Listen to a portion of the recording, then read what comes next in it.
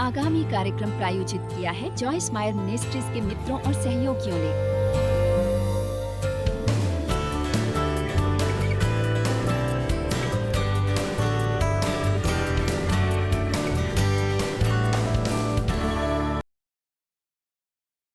हे पिता, आज आपके वचन के लिए धन्यवाद। कुछ लोगों के लिए वो आज कुछ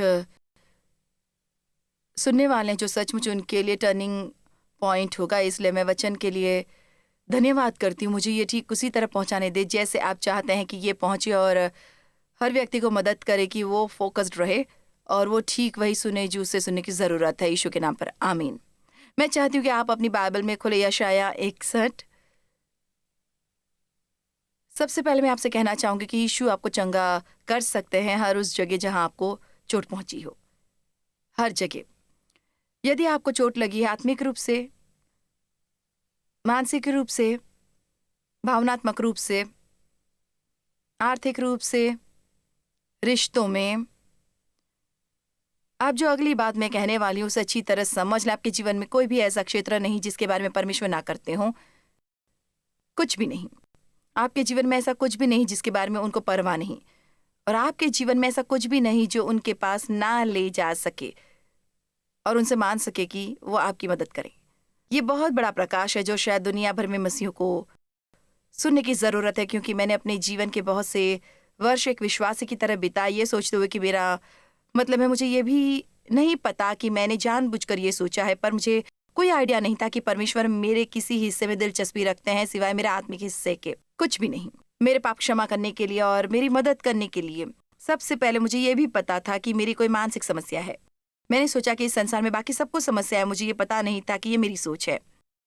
मुझे ये भी नहीं पता था कि मेरी भावनात्मक समस्याएं, मेरा मतलब मुझे ये पता था कि आसानी से परेशान हो जाती हूँ और मुझे ये पता था कि मैं बहुत आसानी से गुस्सा हो जाती हूँ। ये सब मैं जानती थी, पर ये नहीं जानती थी कि मैं किस परेशानी से गुजर रही हूँ और परमेश्वर उसे दिखाना चाहते थे। और जब हम सब गड़बड़ में होते हैं तो उससे बचने के लिए तो हम तरीके ढूंढ लेते हैं कि कैसे उसे ढांक सके। हम उस पर मुखौटे लगा लेते हैं और हम उसके लिए बहाने बनाने लगते हैं, और हम आसानी से स्वयं को यह यकीन दिला सकते हैं कि बाकी सब की समस्याएं हैं। आमीन।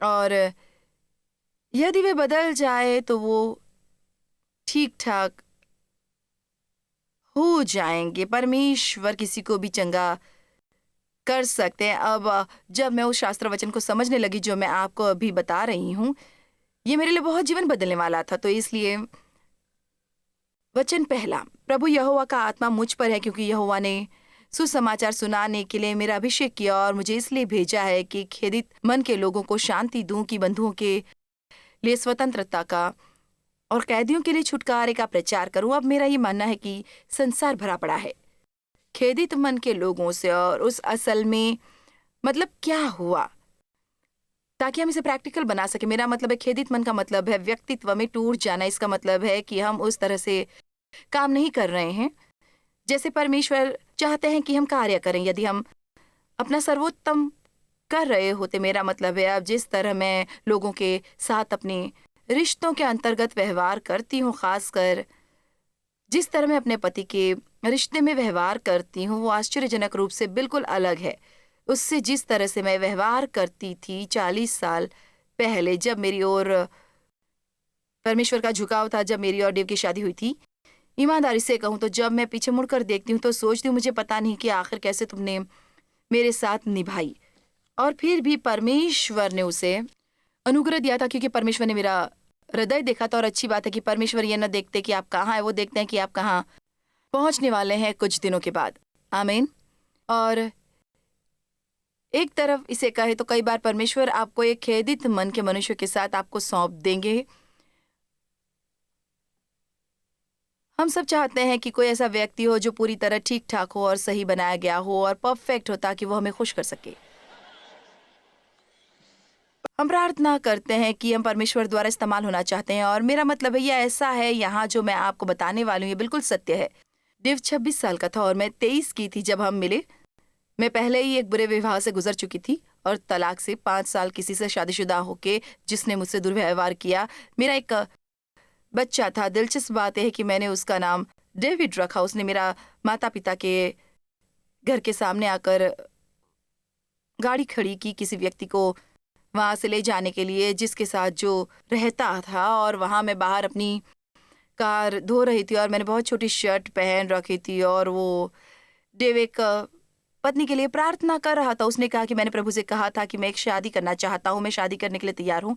और वो ऐसा व्यक्ति है जो अवश्य इस पर विश्वास करता है कि विश्वास के बिना कार्य मुर्दा है, क्योंकि उस समय वो इन अलग अलग औरतों को डेट कर रहा था। तो वो बस निष्क्रिय होकर बस बैठा ही नहीं था, वो इस पर लगा था। और उसने कहा कि उसे पता था कि उन तीनों में से कोई सही नहीं थी। तो जब उसने मुझे देखा और कहा, हे तुम उस कार को धोना खत्म कर लो, मुझे मेरी धुलवानी है। मैंने कहा मुझे पुरुषों पर विश्वास नहीं था। पता है, थोड़ी सी स्नाट और मैं घूमी और कहा, यदि तुम चाहते हो कि तुम्हारी कार धुले तो तुम धो। और उसने कहा कि उसके अंदर जो हुआ वो था, यही लड़की है तुम्हारे लिए।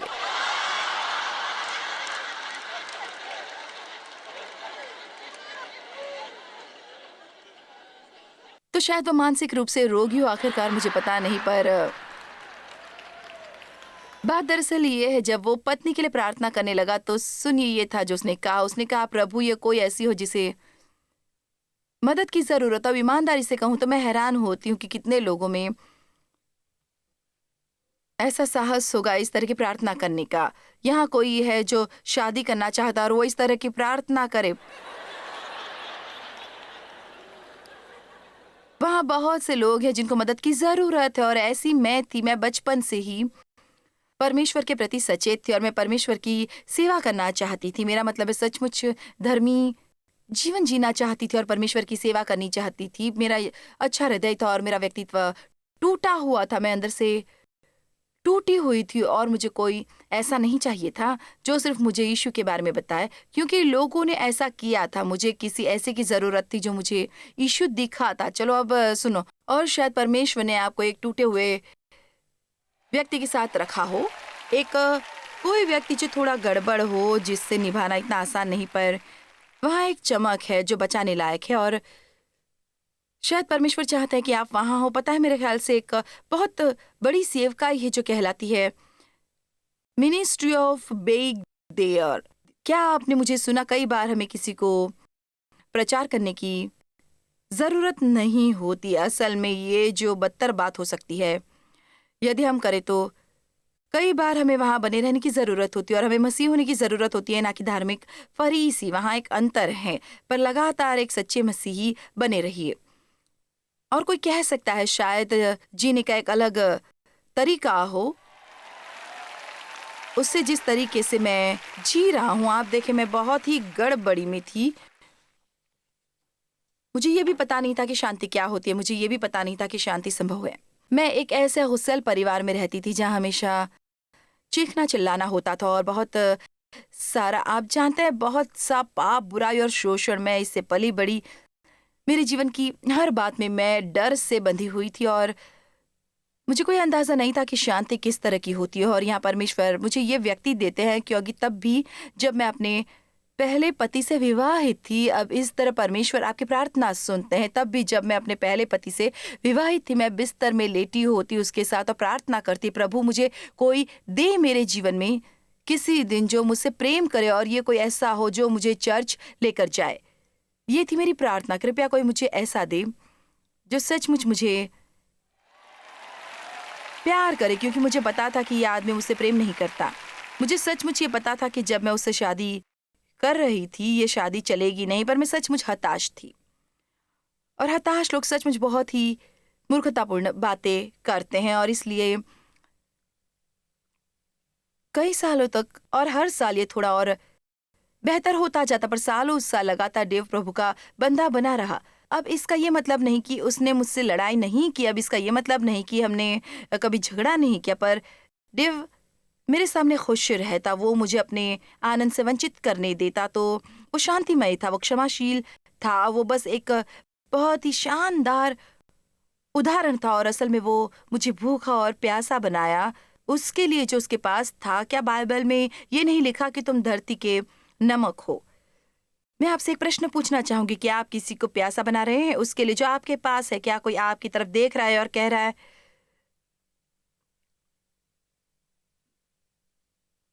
भाई मुझे उस तरह का बनना बहुत पसंद आएगा, मुझे ये भी नहीं पता था कि मुझे उस तरह का जीवन संभव है। तो खैर मैं इसे आपको बता रही हूँ कि पता है कई बार आपको रजामंद होना पड़ता है कुछ बातों को झेलने के लिए जो आपके लिए बहुत खुशनुमा ना हो, किसी और व्यक्ति के चंगाई और उद्धार के लिए। ईमानदारी से कहूँ तो मेरे ख्याल से हम आगे बढ़ेंगे और कहेंगे कई बार हमको ज्यादा ही चिंतित होते हैं उसके बारे में जो हर बात में प्राप्त हो रहा है, और चाहे ये हमें सहज बना रहा हो या नहीं। और पता है शायद हमें बस प्रार्थना करनी छोड़ देनी चाहिए और परमेश्वर से मांगना चाहिए कि हमें इस्तेमाल करें, और यदि सचमुच हम इसके मायने ना जानते हों।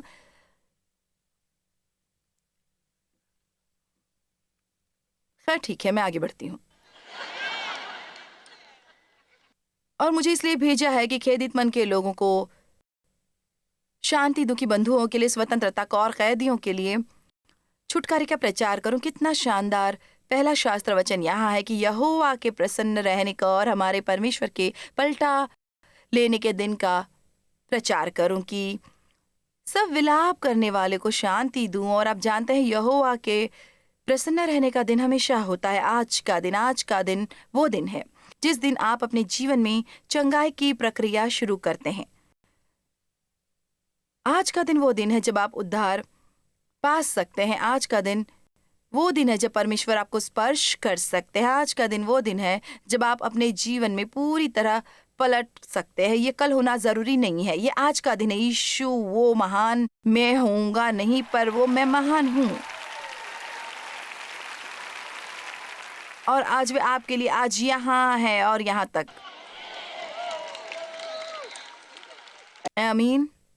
बेहतर समाचार यह है कि आप इससे बेहतर पाने के योग्य नहीं हो सकते जो यीशु ने आपके लिए किया है, ना ही मैं भी। तो हमें ये सीखने की जरूरत है कि कैसे ग्रहण करना है छोटे छोटे बच्चों के रूप में, और इसके प्रति बहुत आभारी रहना है कि परमेश्वर हमसे बहुत प्रेम करते हैं।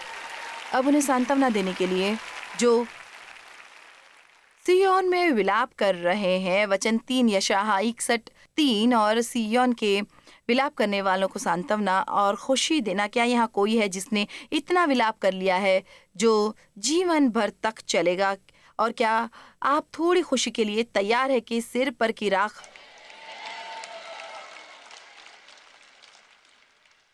दूर करके सुंदर पगड़ी बांध लूं? अब राख के लिए सुंदरता, अब इसका मतलब यह है कि आप राख का टोकरा ले सकते हैं। हालेलुया। आप उसे यीशु के पास ला सकते हैं और वो उसे भी लेंगे और बदले में आपको कुछ सुंदर सा देंगे। अब मैं कुछ महत्वपूर्ण कहना चाहूंगी और ये असली कुंजी है यहाँ।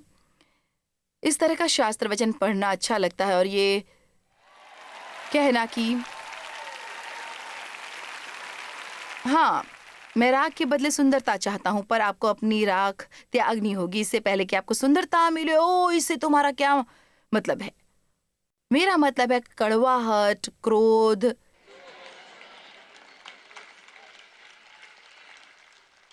दिल में रंजिश, बुरा रवैया, आत्मदया, नकारात्मक होना, निष्क्रिय होना, आलसी आत्मा जो बैठी रहती है और चाहती है कि वाकई सब लोग उसके लिए सारा समय कुछ करते रहे, पर वो स्वयं के लिए कुछ नहीं करेंगे। चलो भी, ये सब मेरे जीवन में चल रहा था।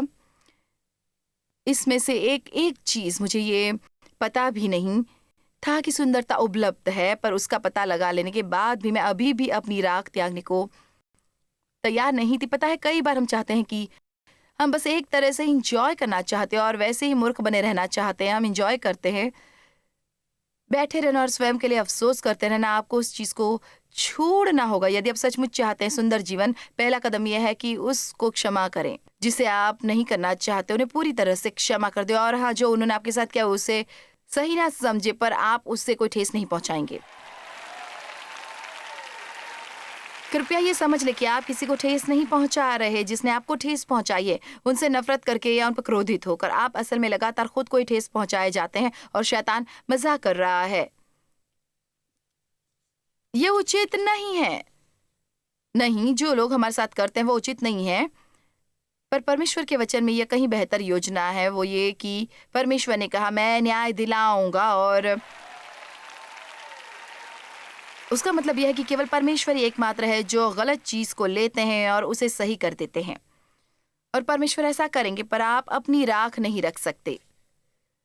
पर यह कुछ इस तरह से है जहां हम हैं। क्या आप तैयार हैं पूरी तरह क्षमा कर देने को? पूरी तरह। मैंने कोशिश की। मुझे लगता है कि क्षमा कोई भावना नहीं है, ये एक फैसला है जो आप लेते हैं कि आप लोगों से कैसा व्यवहार करेंगे और उनसे कैसे बात करेंगे। जब आप किसी ऐसे को देखते हैं जिसने ठेस पहुंचाई हो, जिसने आपको ठेस पहुंचाई, और इसका मतलब ये नहीं कि आप उन्हें क्षमा नहीं कर सकते और उनसे प्रेम कर सकते हैं। यहाँ तक कि प्रेम भी एक भावना नहीं है, ये एक फैसला है। नहीं, हम नहीं चाहते अपने दुश्मनों के लिए प्रार्थना करना, उन्हें आशीष मिले, पर परमेश्वर चाहते आप कर तो आपको करना ही होगा। मेरा मतलब मुझे बताया गया है, प्रभु पता है मैं उनके लिए प्रार्थना करूंगी कि उन्हें आशीष मिले, पर मुझे ईमानदारी से आपको बताना होगा मैं सचमुच नहीं चाहती थी।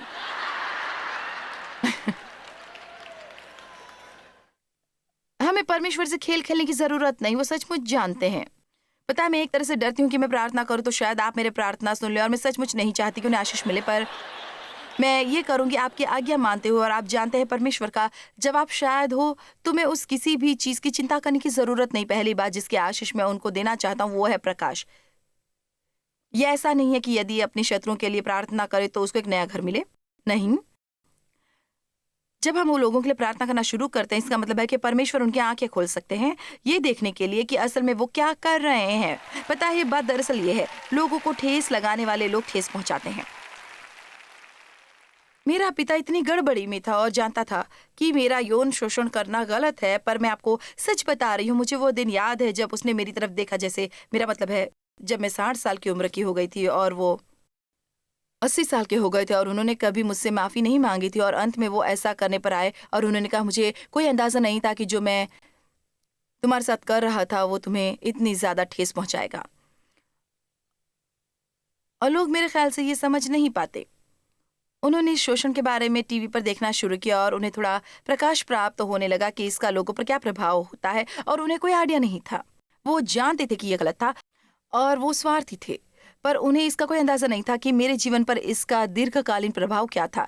और मेरे ख्याल से बहुत से लोग जो हमें ठेस पहुंचाते हैं वो अपनी ही दर्द को बाहर ला रहे हैं और उन्हें असल में कोई आइडिया नहीं कि वो क्या कर रहे हैं। और हमें ज़रूरत है कि हम सारा समय किसी के बारे में बात करके नाराज ना हो और इस बात से खुश हों कि परमेश्वर हमारे जीवन से कुछ भी ले सकते हैं। आमीन। यीशु का सुसमाचार कितना आनंददायी संदेश है। सुसमाचार की खुशखबरी।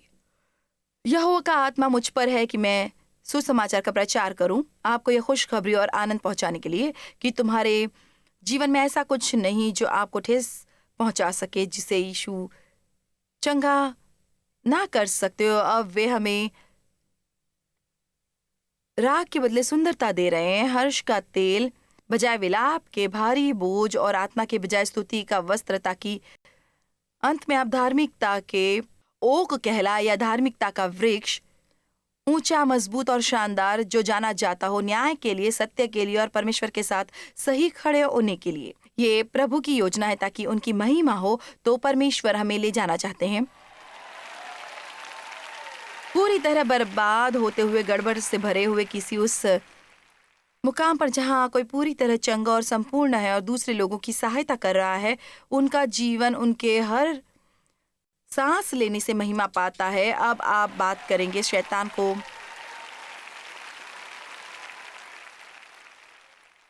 वापस लाने के बारे में। मैं आपको बता दूं कि यह पलटा है जो उसे पसंद नहीं आता। और फिर बस वचन 7 और 8, तुम्हारी नाम धराई की सती दूना भाग मिलेगा। अनादर की सती, तुम अपने भाग के कारण जय जयकार करोगे। तुम अपने देश में दूने भाग के अधिकारी होगे जो उन्होंने गवा दिया था। ओ माय, और सदा आनंदित बने रहोगे। पता है मैंने कुछ चीजें छोड़ दी।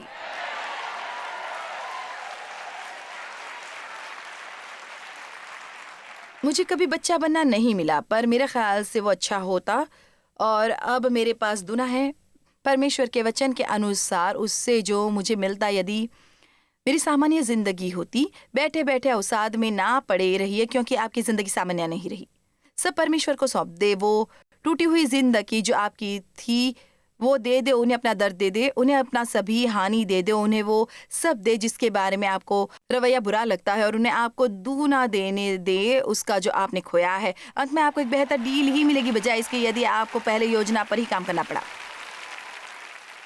यदि आप सचमुच इसे समझे, हम इसके अलावा और क्या हो सकते हैं यदि हम परमेश्वर के साथ अपने चलन के प्रति इतने आनंदित ना हों। और आप जानते हैं क्या है, आप कभी मुझे यकीन नहीं दिला पाएंगे कि जो मैं कह रही हूँ वो सत्य नहीं। ये कोई बड़ी चीज नहीं है, ये कोई चीयर लीडिंग सेशन नहीं है, ये मेरे साथ हुआ है और मैंने इसे बहुत से अन्य लोगों के साथ होते देखा है। डेव ने कल रात आपसे अपनी कहानी साझा की, कैसे उनके पिता शराबी थे और वो कभी उनके लिए वहाँ मौजूद नहीं रहते थे, और कभी वो उनके साथ किसी बॉल गेम में नहीं आते। मेरा मतलब, उनके पिता हमेशा बेसमेंट में छुपे रहते और शराब पीते। उन दिनों में उस तरह के तहखाने होते थे उनके पास, वे पुराने सेलर होते थे, और हमारे पास कोयले की भट्टियां होती थी और वहाँ कोल्ड बेड्स होते थे। और फिर बहुत बार लोग भट्टियां इस्तेमाल नहीं कर रहे होते, तो वो बस गंदे खाली कमरे ही होते, और वहाँ ही इनके पिता अपनी शराब की बोतलें छुपा कर रखते, और वो पूरा कमरा शराब की बोतलों से भरा होता। और फिर भी डेव की माँ परमेश्वरीय थी, और वो परमेश्वरीय व्यक्ति था, और उसने सेना में काम किया, और वो किसी की मदद करना चाहता था, और उसने ऐसी पत्नी के लिए प्रार्थना की जिसे मदद की आवश्यकता हो, और मेरी गुडनेस के लिए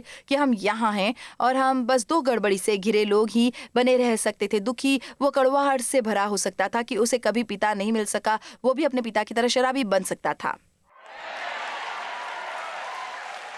पर परमेश्वर ने सही किया।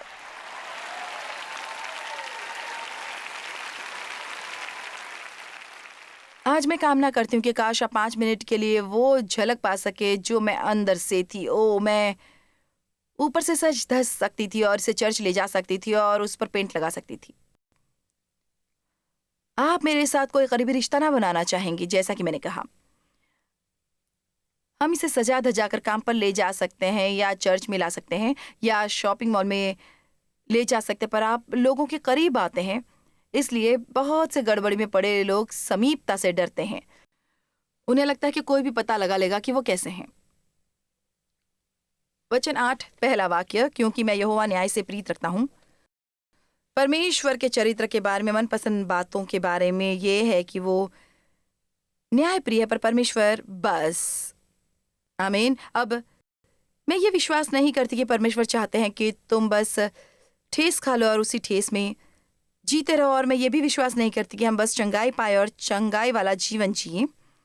वो चाहते हैं कि हम तीसरे कदम पर जाएं, कि वो ये कि हम तैयार हैं अन्य लोगों की सहायता करने के लिए। तो यदि आप सचमुच चाहते हैं शैतान को क्रोधित करना और उनसे जो कुछ भी आपके साथ किया उसका बदला लेना, आप कहें मैं अपना पूरा जीवन जख्मी नहीं जीऊंगा, मैं चंगाई पाऊंगा, पर मैं वहां भी नहीं रुकूंगी, मैं बस बैठी रहकर चंगाई का अपना अच्छा एहसास महसूस नहीं करूंगी, मैं अपना जीवन बिताऊंगी दूसरों की मदद करते हुए।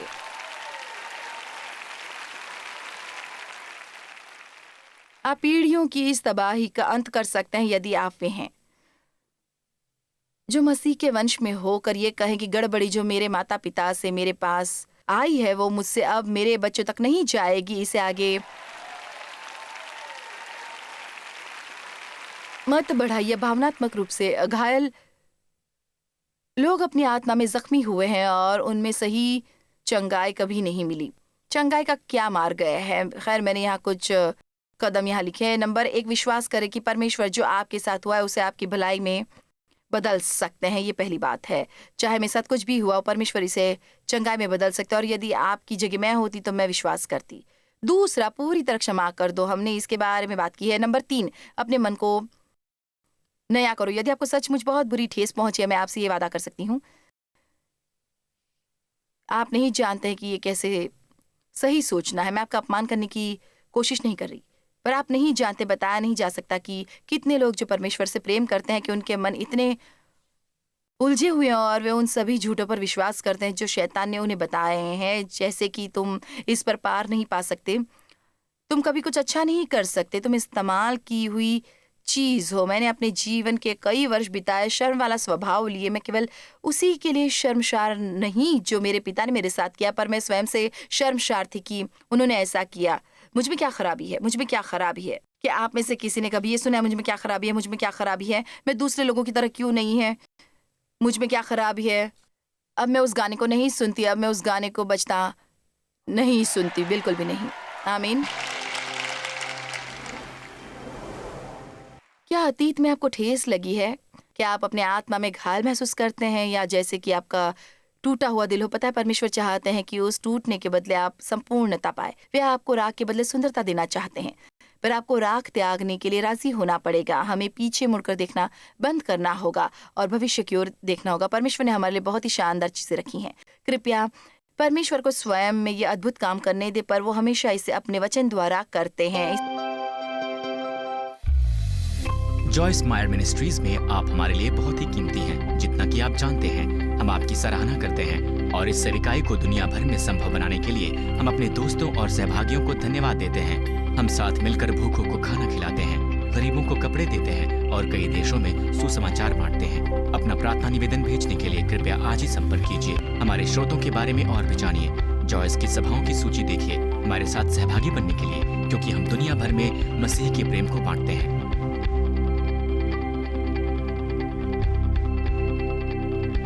इसका खर्च उठाया है जॉयस मायर मिनिस्ट्रीज के मित्रों और सहयोगियों ने।